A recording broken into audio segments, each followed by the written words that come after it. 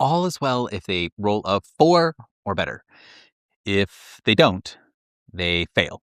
If they fail, they might get stuck. If they get stuck, then the session is ruined. And if the session is ruined, they're only at my table because I run a good game. And so if I don't run a good game, then they won't show up next time. And then I'll have no game and no campaign and no friends. And mother will be right. And I'll die alone and... Hey there, I'm Permanent DM, the creator of the game All My Say. And today we're going to talk about letting people fail.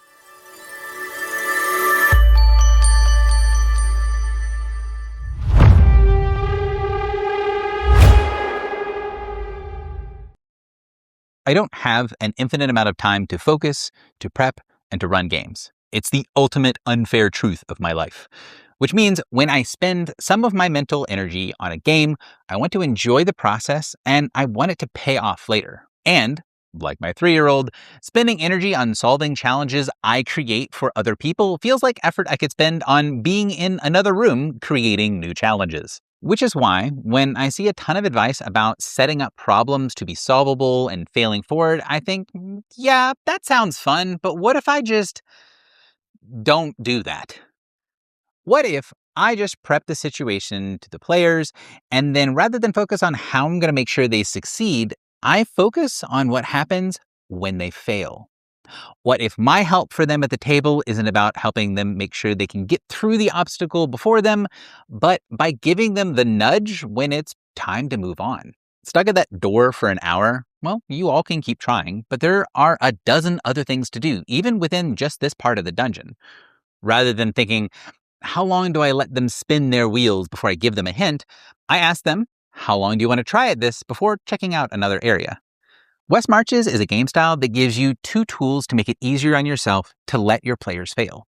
The first is a system where the players tell you what their goals are when they schedule the session, so you can help telegraph to them some reasonable expectations of success or failure. If the players say they want to go slay the necromancer in the Dark Tower, ask them how they plan to make it to the tower safely, and what they know about the tower's defenses and denizens, what they plan to do to make this something they can accomplish in a single 4-hour session. The players might have some ideas that set themselves up for success. They might change the goals to scouting the way to the tower instead, or they might go in with a chip on their shoulder and you can feel you have done your job to telegraph in a world with realistic expectations. The second thing they can do is a clear expectation that the world is the world and it isn't built for them to succeed no matter the path. If every path was equally achievable, then the prep and creativity brought by the players will feel pointless. The locked door to a treasure vault that the players can't get into isn't a problem if the main plot coupon isn't inside of the vault and they need to have it before next week's session. West Marches is about community and engaging with the world. The ability for the players to change tactics, to try something else, to fail and be stymied when the fun of being able to play next time does not rely on that moment is critical to building the community elements of the game. If every group was equally able to accomplish every challenge, you wouldn't have games where players are negotiating with each other between sessions to make sure Harland is there to handle the occultist check to break through the rituals, that Giles is there to stand guard and see the threats materialize as they come, and, well, it doesn't need to be a specific person to break the lock, but does anyone have an expert thief? Those moments of frustration when the players feel they aren't guessing the answer the GM is hidden behind the screen become instead challenges for them to work together to overcome. But in order for all of this to work, you have to have a world where there's a lot to do. For those who are used to there being a main plot, it might seem like there's too much to do in a West Marches game. Yeah, there is. If you have to pick what you find important, and sometimes those things will be easy. Sometimes they won't. That kind of player agency allows them to own their failures and successes, and it takes a lot of the pressure off of you to force solutions into your puzzles. I tell my players it's my job to make the problems, it's their job to make the solutions. Brewing a low-stress environment is a difficult task when so many GMs take the mantle of being responsible for everyone's fun all the time. The schedule, the location, the story, the adventure, the backstories, the pacing. Not all of this is required to be the GM's job. A lot of it can be shared with the other players. I go over techniques to lower that burden in several videos, most notably my Share the Load video, and I'll link that down below. Building solutions to the problems you're making is just one more thing to pile on top, and feeling required to do that before you can put the situation in front of your players puts an extra barrier between I have a cool idea and I can show that cool idea to my players. When I design an area with the idea of failure in mind, my thinking is one part Super Mario 64 and one part Metroid.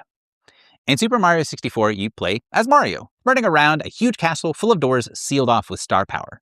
You can collect star power from any area you can access. In D&D, you can venture out in the sandbox or to side quests and get loot and experience points instead of stars. When you have a certain number of levels, these harder, more complex areas unlock for the players.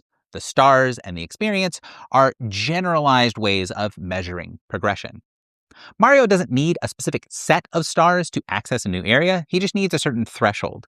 Since this is D&D, these hard thresholds are a lot softer, more like suggestions.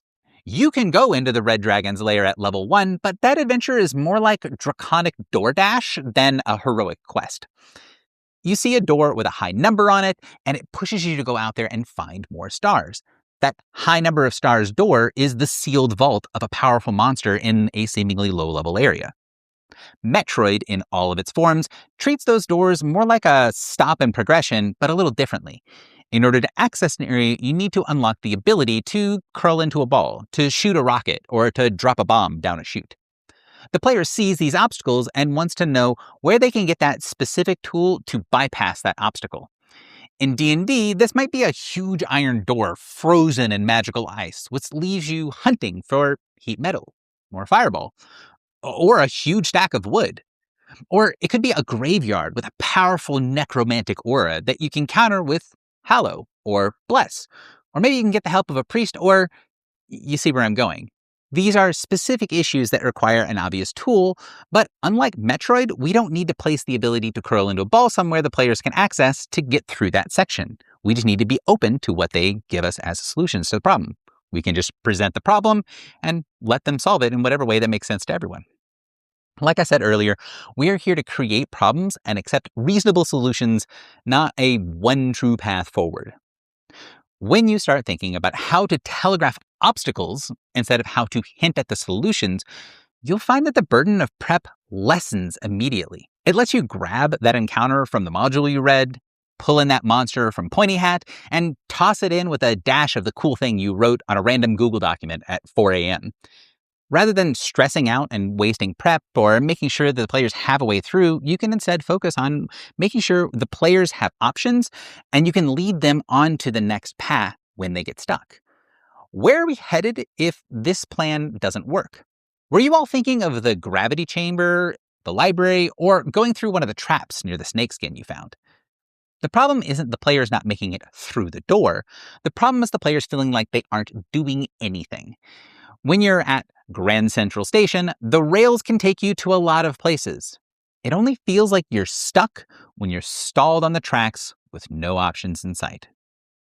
If you like what I do here, like, subscribe, hit the bell button, and consider supporting me on Patreon if you want access to more cool stuff. My Wes Marches game, All My Sty, is launching on Kickstarter soon. So if you want to hear about that, there's a link in the description down below, and you can keep the conversation going by joining my Discord server.